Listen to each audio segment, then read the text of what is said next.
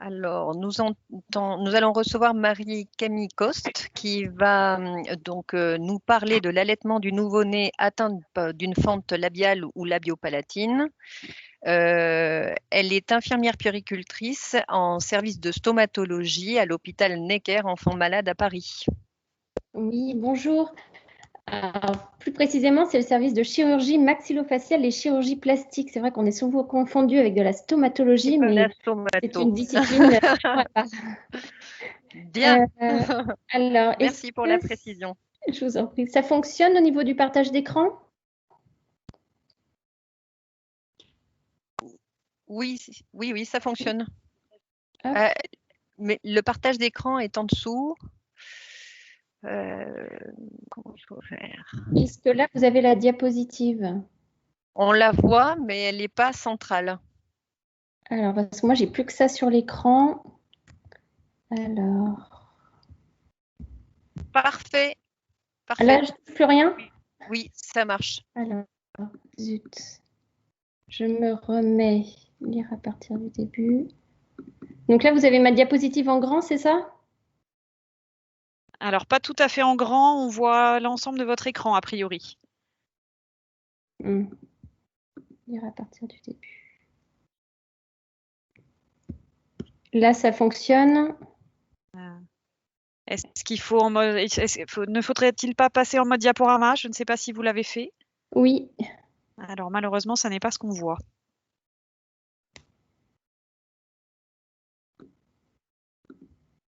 Alors... Sinon, je recommence.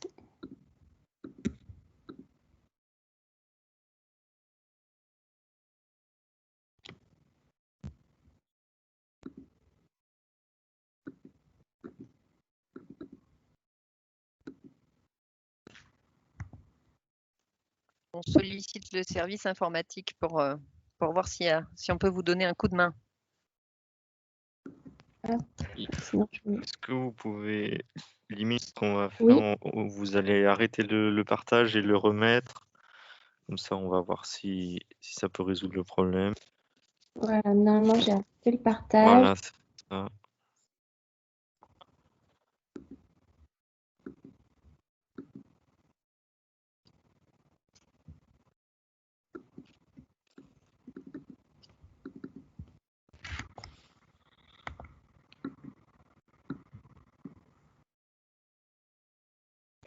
Je retouche à quelque chose ou c'est vous qui manipulez? Non, allez-y. Allez-y, relancez le partage.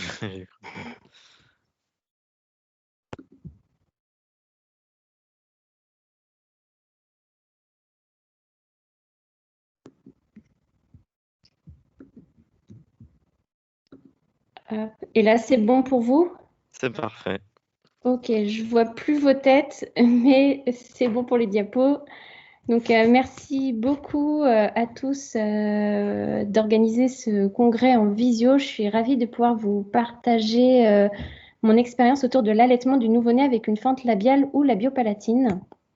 Donc, quelques brefs rappels autour de la fente, qui est un défaut de fusion des bourgeons de la face pendant la phase embryonnaire qui a lieu au cours du premier trimestre de la grossesse. Les étiologies sont encore mal connues et en France, la fente labiopalatine représente une naissance pour 750 environ. La fente peut être isolée ou dans le cadre d'un syndrome et elle nécessite un suivi multidisciplinaire de la période anténatale à la fin de la croissance au sein d'un centre labellisé du réseau MAFAS. Voilà quelques photos d'une fente labio-alvéolaire ou aussi appelée fente labio-maxillaire unilatérale. Cette forme peut aussi être bilatérale. Une fente labiopalatine totale unilatérale. Une fente labiopalatine bilatérale.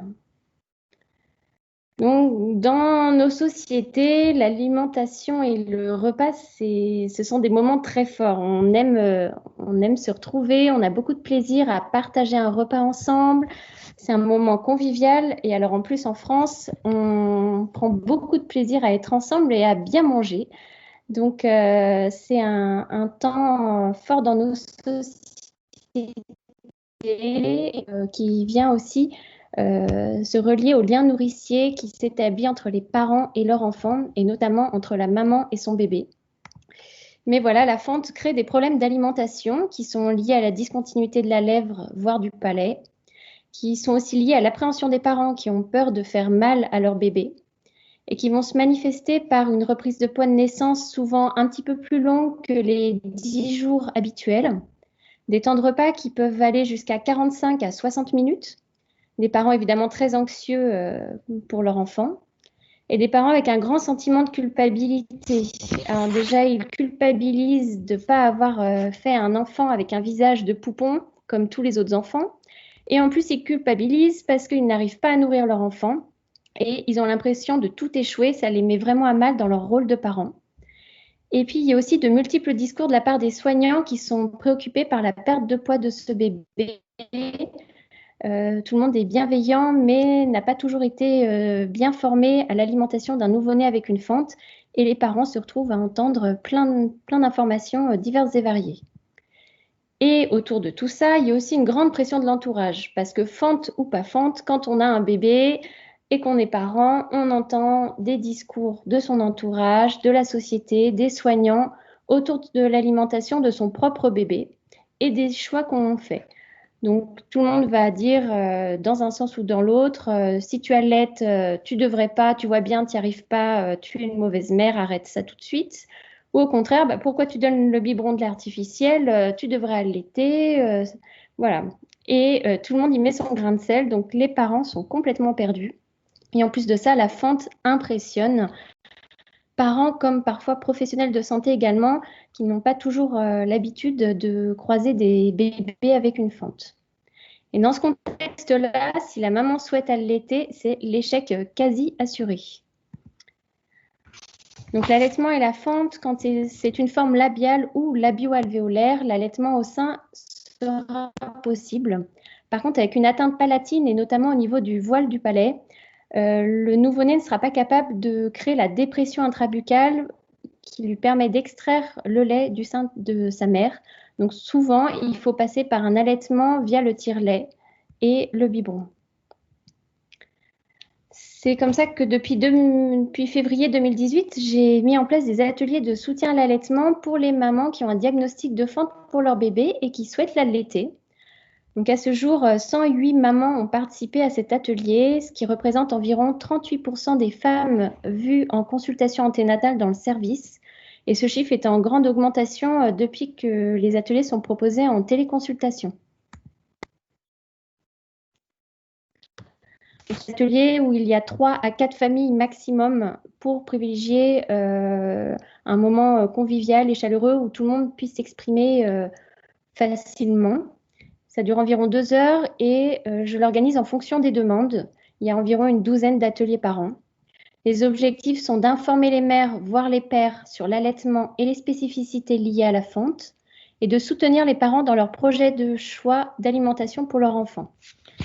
C'est un rendez-vous qui est proposé mais jamais imposé. Les mamans, les couples qui ne souhaitent pas allaiter, dans ce cas-là, reçoivent toutes les informations autour de l'alimentation avec du lait artificiel au biberon.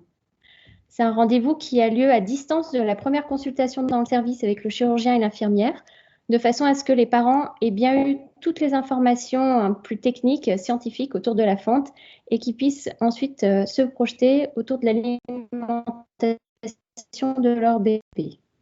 Depuis la pandémie de Covid, ces ateliers sont en téléconsultation et une maman se connecte pour intervenir et témoigner de son expérience de l'allaitement et répondre aux questions des futurs parents. Puisque les mamans participent à l'atelier, mais elles peuvent être accompagnées aussi de leurs compagnons, de leurs compagnes, de leur propre mère, belle-mère ou une bonne copine, en tout cas qui elles souhaitent et qui leur permet de les aider, de les soutenir dans leur choix. Ces ateliers sont inscrits parmi nos consultations infirmières qui relèvent du programme d'éducation thérapeutique du patient que nous avons enregistré auprès de l'Agence régionale de santé. Alors, quelques données, puisque je remets un premier questionnaire aux parents à la fin de l'atelier, un second questionnaire quand leur enfant est né, et je garde des contacts réguliers avec eux pendant essentiellement la première année de vie de leur enfant. Donc là, à ce jour, sur les 92 mamans qui ont eu leur bébé, l'allaitement à la naissance représente 93%. 86 de ces mamans qui ont participé à l'atelier donnent leur lait à leur bébé. Pour ces 86 mamans, il y en a un peu plus d'un quart qui donnent directement le sein à leur bébé, qu'il faut donc mettre en parallèle avec le type de la fente, donc FLU et FLB pour fente labiale unilatérale et fente labiale bilatérale, donc là où les mamans peuvent en effet donner le sein. Mais on voit qu'il y a 30 bébés qui ont cette forme de fente, mais il n'y en a que 23 qui donnent le sein, puisqu'il y en a 7 d'entre elles qui ont préféré utiliser le tire-lait pour nourrir leur bébé. Souvent, c'est une question pratique. Les mamans préfèrent faire participer les papas, ou alors parce que pour certaines d'entre elles, la fente impressionne quand même et elles ne sont pas très à l'aise de mettre leur bébé directement sur leur sein. Et pour le tire-lait, donc vous voyez que c'est 73% des mamans qui donnent leur lait via le tire-lait. Et FLPU, FLPB pour fente labiale, labiopalatine unilatérale et fente labiopalatine bilatérale. Là, j'ai pu vous faire ce graphique avec les résultats sur 1 an d'allaitement, donc avec 77 mamans et bébés. On voit là qu'il y en a donc 71 qui ont débuté un allaitement à la naissance, ce qui représente 92%. Un peu plus en détail, on voit notamment donc, du côté des fentes labiales unilatérales et fentes labiopalatines, la chirurgie arrive à peu près aux 3 mois de vie de l'enfant. Donc ce sont encore des mamans, c'est-à-dire vers entre la barre bordeaux et la barre rouge. Donc ce sont des mamans qui poursuivent l'allaitement en fait au-delà de la chirurgie. Et pour les fentes labiopalatines unilatérales et fentes labiopalatines bilatérales, la chirurgie intervient plutôt vers les 5-6 mois de vie, donc plutôt autour de la 3e barre la plus rouge. Alors là, forcément, le taux d'allaitement commence à bien chuter puisque l'allaitement au tire-lait, c'est quand même beaucoup plus physique et sportif pour les mamans. Leurs bébés ont plus de difficultés à s'alimenter, des temps de biberon plus longs. Et le tire-allaitement, c'est quand même c'est pas l'allaitement qu'elles avaient rêvé.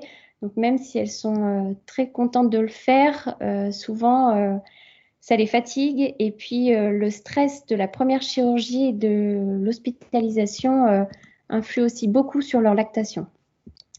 Tout à droite, vous voyez SPR pour la séquence de Pierre Robin. J'ai une maman qui a eu un diagnostic anténatal de Pierre Robin pour son bébé, qui a souhaité des informations autour de l'allaitement.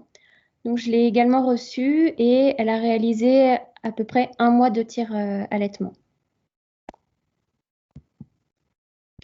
Oui, juste pour cette diapo, il faut aussi mettre en regard par rapport au taux d'allaitement en France.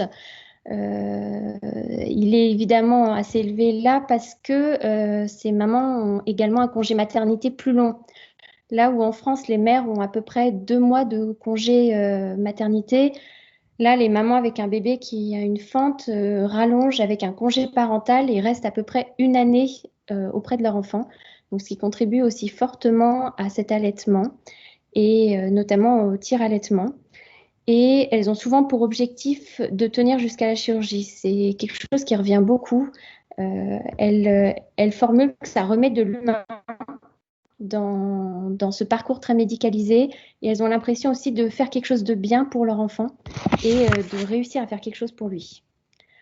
Voici d'ailleurs quelques témoignages, quelques paroles de maman. Un couple qui disait que le groupe de soutien les a beaucoup aidés car ils ont pu rencontrer d'autres parents dans leur cas et ils ont pu échanger ensemble. Après ce diagnostic, les couples ont souvent l'impression d'être seuls au monde et que ça n'arrive qu'à eux. Une maman aussi qui dit que pour un premier bébé, être bien renseigné sur les tétés et leur fréquence est essentiel. Et une autre qui dit qu'elle trouve que c'est une très bonne chose d'avoir créé cet atelier pour une première grossesse ou pour ce type de spécificité pour un bébé, car tout est très compliqué pour une mère et on a énormément de questions. C'est vrai que l'allaitement, on part souvent trop dans l'idée que c'est naturel. Quand on est une femme, on sait faire. Il suffit de mettre le bébé avec soi et ça va fonctionner. Mais en fait, c'est beaucoup plus compliqué. Les mamans aujourd'hui sont très demandeuses d'informations et quand il y a un diagnostic de FANT qui vient perturber leur grossesse, elles sont encore plus perdues. Donc en conclusion, je voudrais vous transmettre que c'est important de soutenir les parents dans leur choix. Ce n'est pas à nous, soignants, de décider pour eux s'il faut donner du lait artificiel ou du lait maternel à leur bébé. C'est leur bébé, donc on ne doit pas imposer nos opinions. Il faut les accompagner, les informer pour les aider à trouver leur place de parents et à réussir ce rôle de parent qui leur tient à cœur. Et dès la période anténatale, puisque c'est le moment où ils vont être le plus réceptifs, c'est pas quand la maman vient d'accoucher, qu'elle est fatiguée, qu'elle a tout le chamboulement des hormones et que tout le monde s'inquiète autour d'elle pour son bébé qui a une fente, qu'elle va être réceptive à avoir des informations pour mettre en route son allaitement. Il faut aussi rester disponible pour eux et notamment les orienter vers des professionnels de proximité compétents. Donc, ça peut être les consultantes en lactation, ça peut être les personnels des PMI, protection maternelle et infantile, de façon à faire le relais aussi. On parlait un petit peu plus tôt dans l'après-midi du lien ville-hôpital et c'est très important. Et l'ensemble des résultats sont en cours d'analyse pour publier un article scientifique, notamment au regard de la population des mamans avant création de cet atelier et voir justement si l'allaitement a été débuté ou pas et comment cela s'est passé pour elles. Je trouve que cette phrase de Winnicott résume bien l'ensemble, que le bébé ne désire pas tant qu'on lui donne un repas convenable à un moment convenable, mais que d'être nourri par quelqu'un qui aime le nourrir. Le plaisir de la mère doit être là, sinon tout est mort sans utilité. C'est à soutenir les parents pour que, avant toute chose, ils soient heureux et ils prennent du plaisir avec ce temps de repas, même s'il est compliqué pour leur bébé avec une fente. Mais ce sont des beaux moments pour eux et ils doivent en profiter au maximum. Voilà, merci à tous pour votre attention. Merci à tous les organisateurs, tous les informaticiens qui sont dans l'ombre pour la réalisation de ce congrès virtuel.